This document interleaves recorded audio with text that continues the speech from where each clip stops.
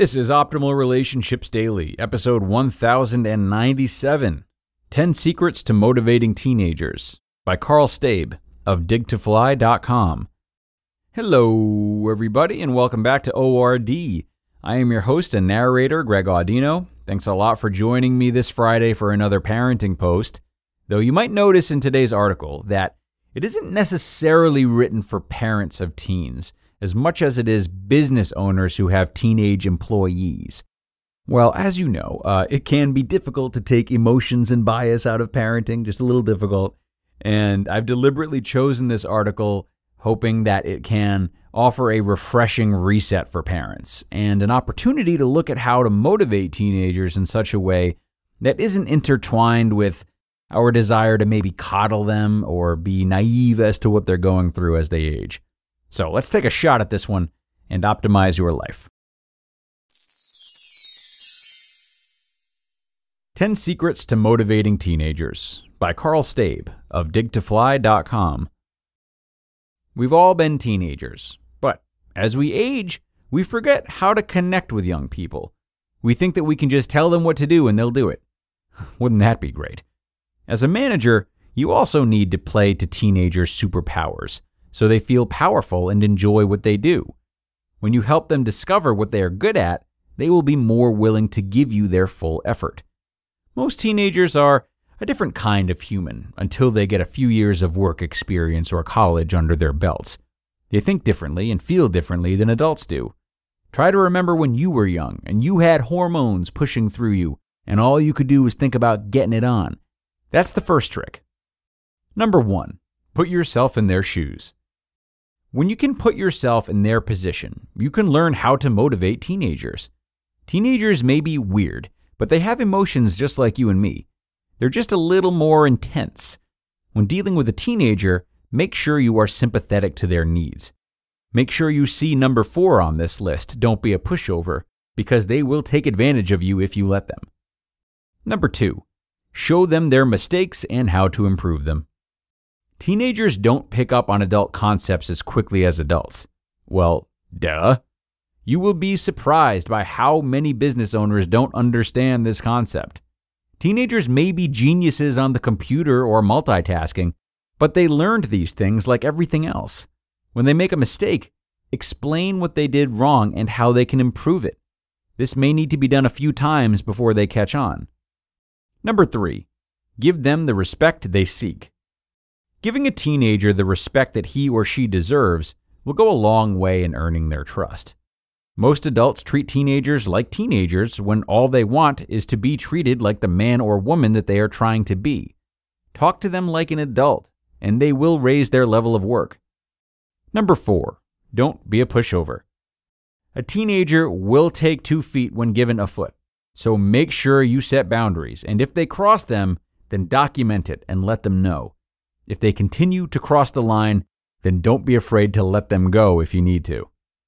Number 5, enjoy a good laugh. There is nothing a teenager likes doing more than enjoying a good laugh. Yes, they may be moody, but when a teenager is in a good mood, it can be downright infectious to the rest of the staff. So allow them to get excited and have a good time. Number 6, listen to them. Teenagers want to help. They may be selfish, but they aren't stupid. They can see things that you can't. Listen to their suggestions. If they give you an idea that won't work, then let them know why and show appreciation for their efforts. If they have a good idea, tell them you want to hear more and ask them to come up with a plan on how to implement it. Number 7, have patience with their learning curve. Their learning curve is a little steeper than most adults, but their potential is greater too. Once a teenager catches on to a concept, they make it their own. Number 8, reward them. The Gen Y generation and younger grew up being rewarded for blowing their nose. They don't take well to harsh discipline, so when they do something good, even without your approval, reward them. Give them an extra hour for lunch or a $20 bonus. Their idea might have saved you hundreds of dollars, so disperse the wealth. Number 9, don't yell at them. Teenagers hate to be yelled at. They get enough of that from their parents, teachers, and friends, so speak with an even-toned voice when you're upset. Make sure they understand that you never want to see such behavior, but don't make a scene out of it. Number 10. Train your staff to be patient. Many retailers employ young people because they are cheap labor, and as a result, they are treated as second-class employees by the rest of the staff. Big mistake. Train your staff to treat them as equals. When the rest of the staff gives them respect, they will be more respectful to the customer. Managing teenagers review. Teenagers want to do good work if they are given the right atmosphere in which to do it.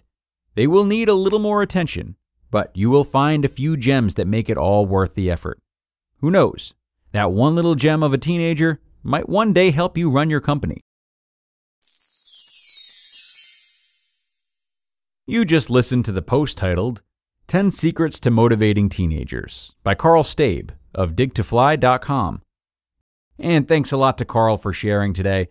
You may remember Karl's name from his old site, BringGratitude.com. Obviously, he has since changed his site name as well as his emphasis a little bit. Today really blended his work, though, which has shifted from more personal and relationship-oriented content to business and entrepreneurship content. Like I said in the introduction, we often bring to interactions with our teens a sense of naivety or delusion about where they're at developmentally, not to mention our desire for them to stay young forever. And frankly, this can sometimes get in the way of helping them with their tasks, their day-to-day struggles, and their ability to contribute in and out of the house. So, what if we sometimes approached these topics from the perspective of a business owner who had an operation to run, and not as much time for personal feelings to get in the way? This might be a mentality to experiment with from time to time, especially if your teen is resistant to your recommendations or parenting style and regularly coming up short or doing the opposite of what you would like to see them do. Food for thought. That is going to bring this episode to an end, though, everybody. Thank you once more for joining today and making another episode happen. We appreciate all of you for listening and sharing the show as much as you do. Have a great rest of your Friday, and remember that we are 7 days a week, so I will be back tomorrow with a Q&A episode for you, and where your optimal life awaits.